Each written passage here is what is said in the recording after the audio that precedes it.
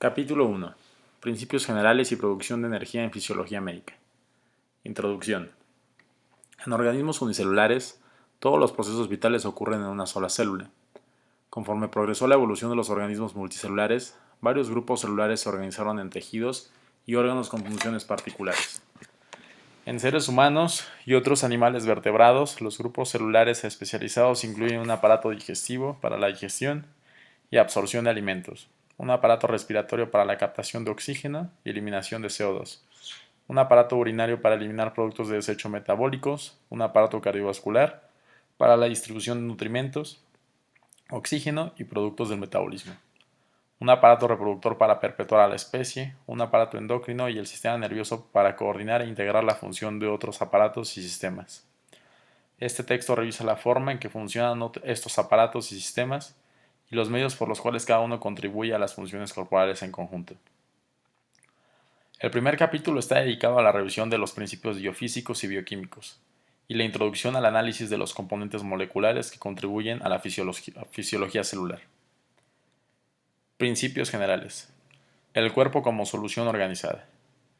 Las células que constituyen el cuerpo de los animales multicelulares, ya sean acuáticos o terrestres, existen en un mar interno denominado líquido extracelular, delimitado por el aparato integumentario del animal. De este líquido, las células captan oxígeno y nutrimentos y hacia él vierten sus productos de desecho metabólico. El líquido extracelular se encuentra más diluido que el agua de mar de hoy en día, pero su composición simula estrechamente la que se encontraba en los océanos primordiales, en los cuales se supone se originó la vida. En animales con aparatos vasculares cerrados, el líquido extracelular se divide en líquido intersticial y plasma sanguíneo circulante, y el líquido linfático que vincula los dos espacios mencionados. El plasma y los elementos celulares de la sangre, en particular los eritrocitos, son los que ocupan el árbol vascular y en conjunto constituyen el volumen sanguíneo total. El líquido intersticial es la parte del líquido extracelular que está por fuera de los sistemas vascular y linfático y que baña a las células. En promedio, la tercera parte del agua corporal total es extracelular y los 2/3 restantes son intracelulares. La distribución inapropiada de los líquidos corporales en compartimientos ajenos origina el edema. En el varón adulto promedio, 18% del peso corporal está constituido por proteínas y sustancias relacionadas, 7% se compone de minerales y 15% corresponde a grasa. El restante 60% es agua. El componente intracelular del agua corporal constituye casi el 40% del cuerpo humano y el componente extracelular cerca del 20%. Casi 25% del componente extracelular está en el sistema vascular, plasma igual al 5% del peso corporal, y 75% se encuentra fuera de todos los vasos sanguíneos. Todo el volumen sanguíneo representa casi el 8% del peso corporal total. El flujo entre estos espacios está estrictamente regulado. Unidades para la medición de la concentración de solutos. Para considerar los efectos de varias sustancias con importancia fisiológica y las interacciones entre ellas, el número de moléculas, cargas eléctricas o partículas de una sustancia por unidad de volumen de un líquido corporal particular, a menudo son más significativas que el simple peso de la sustancia por unidad de volumen. Por esta razón, las concentraciones fisiológicas con frecuencia se expresan en términos de moles, equivalentes u osmoles. Moles. Un mol es el peso molecular de una sustancia en gramos, es decir, el peso molecular de una sustancia expresada en gramos. Cada mol consta de 6 por 10 a la 23 moléculas. El milimol consta de 1 sobre 1000 de un mol, en tanto que el micromol representa 1 sobre 1.000.000 de un mol. Así, un mol de cloruro de sodio es igual a 23 gramos más 33.5 gramos igual a 58.5 gramos y un milimol es igual a 58.5 miligramos. El mol es la unidad estándar para expresar la cantidad de sustancias en el Sistema Internacional de Unidades, SI. El peso molecular de una sustancia es el cociente de la masa de una molécula de la sustancia con la masa de un doceavo de la masa de un átomo de carbono. La masa molecular es un cociente y por tanto es adimensional. Un Dalton es la unidad de masa que equivale a un doceavo de la masa de un átomo de carbono. Un kilodalton es una unidad útil para expresar la masa molecular de las proteínas. Así, por ejemplo, se puede hablar de una proteína de 64 kilodaltons, o establecer que la masa molecular de una proteína es de 64.000 daltons. No obstante, como el peso molecular es un cociente adimensional, es incorrecto decir que el peso molecular de la proteína es de 64 kilodaltons. Equivalentes. El concepto de equivalencia eléctrica es importante en fisiología, porque muchos de los solutos en el cuerpo se encuentran en forma de partículas cargadas. Un equivalente es un mol de una sustancia ionizada dividida entre su valencia. Un mol de cloruro de sodio se disocia en un equivalente de sodio y un equivalente de cloruro. Un equivalente de sodio es igual a 23 gramos, pero uno de calcio es igual a 40 G sobre 2, igual a 20 G. Un mil equivalente corresponde a 1 sobre 1000 de un equivalente. La equivalencia eléctrica no es necesariamente la misma que la equivalencia química. Un gramo equivalente es el peso de una sustancia que es químicamente equivalente a 8000 G de oxígeno. La normalidad de una solución es el número de gramos equivalentes en un litro. Una solución al 1N de ácido clorhídrico contiene tanto hidrógeno como cloro. Equivalentes, que es igual a 1G más 35.G sobre L, igual a 36.5 gramos sobre litro.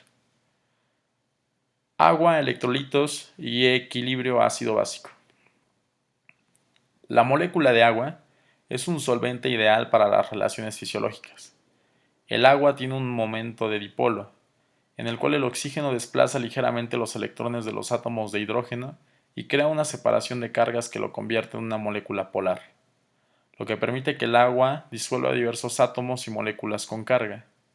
También permite que las moléculas de agua interaccionen con otras moléculas de agua a través de puentes de hidrógeno.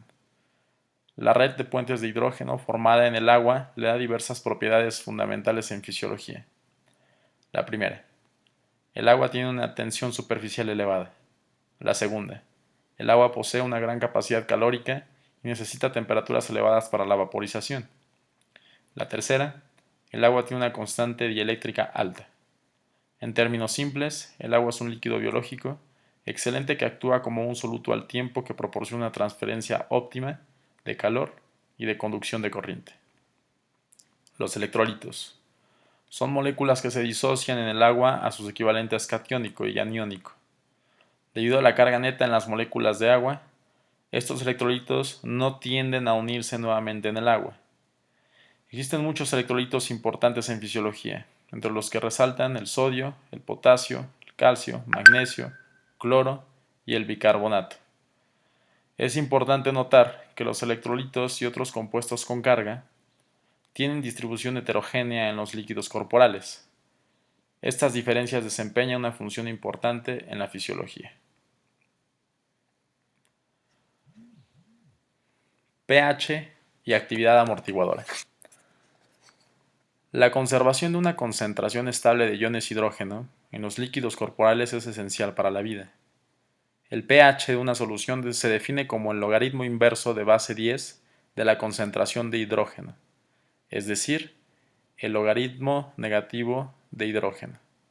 El pH del agua a 25 grados centígrados, en la cual los iones de hidrógeno y OH se encuentran en las mismas cantidades, es de 7.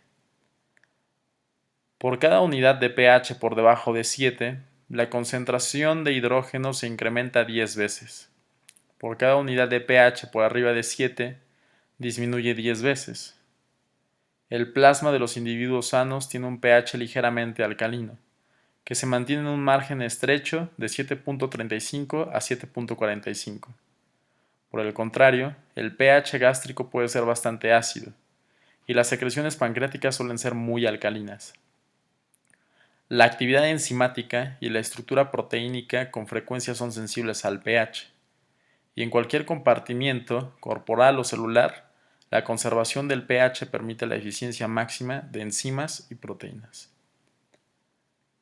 Las moléculas que actúan como donadoras de hidrógeno en las soluciones se consideran ácidas, en tanto que aquellas que tienden a eliminar hidrógeno de las soluciones se consideran alcalinas. Los ácidos fuertes o bases fuertes se disocian por completo en el agua, por lo tanto pueden cambiar más la concentración de hidrogeniones en solución. En compuestos fisiológicos, la mayor parte de los ácidos o bases se consideran débiles, es decir, contribuyen con relativamente pocos hidrogeniones o eliminan pocos hidrogeniones de la solución.